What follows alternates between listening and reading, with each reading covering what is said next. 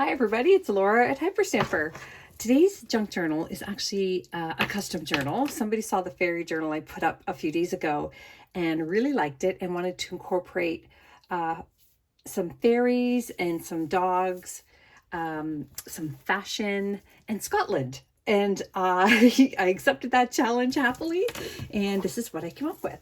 So this is a wonderful 1920s page here, top of a page of a children's storybook, and the story was the fairies exhibition. And this gorgeous vintage brooch here, it was broken when I acquired it, so I laid it on top of this antique doily and added some vintage beads here, and I think it's just wonderful. So let me show you. I sort of did this design here because I thought it looked like a bit like fairy wings, so I think that's really cool.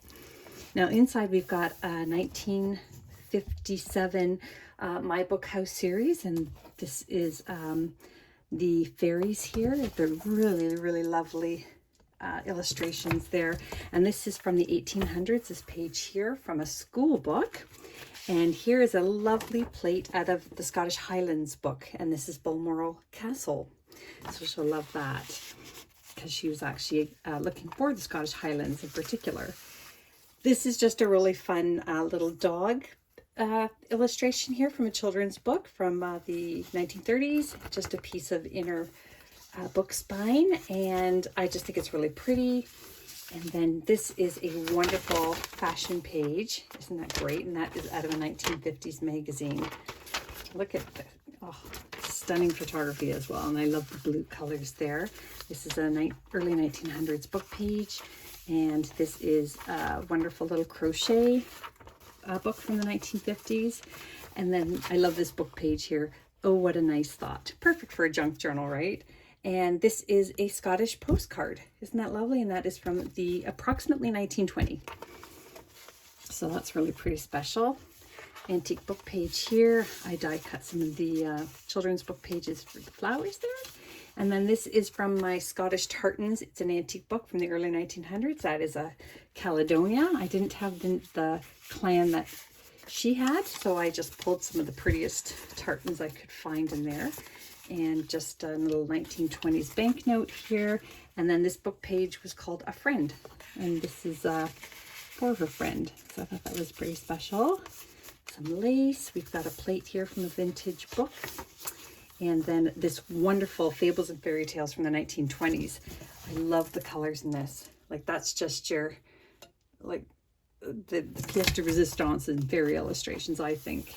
And just wonderful antique book page here from the 1800s for journaling on. More crocheting here. Another tartan. That's for the Wallace family, and I made that into a pocket. And inside here is the Jacobite family. Is that cool? That's kind of neat. There we go. So colorful, the tartans. And then this is an antique book spine here that I turned into a belly band and just made a little notepad here out of some antique paper and crochet. Look at this wonderful dog postcard, and this is from 1916. Isn't that wonderful? Look at the letter here. She'll have a lot of fun reading that, and that's a rare one. That's actually, and it says down here, hero. So I thought that was great. And then another postcard here about friendship, and I thought that was lovely, and that is from 1908. Look at that. So pretty special. I think she's going to be really pleased with those. This is a photograph here from the 1950s, and it's two Scotsmen that would probably be the Highland Games. And then this is another Up One Pair of Stairs from my Book House series from the 1950s. The Wee Wee Manny and the Big Big Coo, a Scottish folktale. And I put some antique paper on the back for journaling. And then this is a vintage hanky here on linen with hand embroidery, it looks like. Frae Bonnie Scotland with the thistle there. Lovely. So I think she'll have fun with that as well. And then here is early 1900s book about dogs, Dog Tales. That there. And then the hanky goes back in this one. And then down here we have a mermaid sailing in a shell boat and with the fish leading it. So really, really special. Fairies and mermaids, of course, and unicorns all go together. 1925 children's book page here. And she's got the little fashionable dress up here. So that's our fashion piece for that one page. Just wonderful little illustrations here. Pattern paper for dressmaking. And then we've got this wonderful owl plate here and here from 1939. Just beautiful. 1920s banknote again. Another wonderful little all's well that ends well. Journaling tag. And look at this wonderful page here from the Hit Parader of 1956, which was sort of a teen magazine. But look at these amazing fashions. Like, I'm just... I almost kept this one because it's so fantastic. But I thought she'd get a kick out of that because her friend has a mother who was a fashion designer in New York. So I thought she would also enjoy this one. Look at these fashions from 1895. And as well, we've got these wonderful ads for silverware, silk mittens, gloves, stoves. It's just the best. And again, that is 1895. Wonderful, wonderful piece. And another journaling tag here with some embroidery pattern on the top. And this gorgeous antique image of a woman here catching a ball. Another dog plate here from an antique book. And then because she lives in the mountains, I found this page from a 1930s children's book, Mountain Stories. How great is that? I was really excited to find that. I had to go through about 100 books to find because I knew I had it. I just couldn't find it. Another 1925 plate from our education book. And this one has elves, fairies, and then a man playing the bagpipes. So you get the fairies and the Scottish theme all in one plate. How great is that? And that is very old, that one. Early 1900s, little journaling spot up here, and then another fairy book page here from a children's storybook from the 40s. Really sweet. I left the story up but put 2 pieces of antique paper on the back so she could journal on there as well.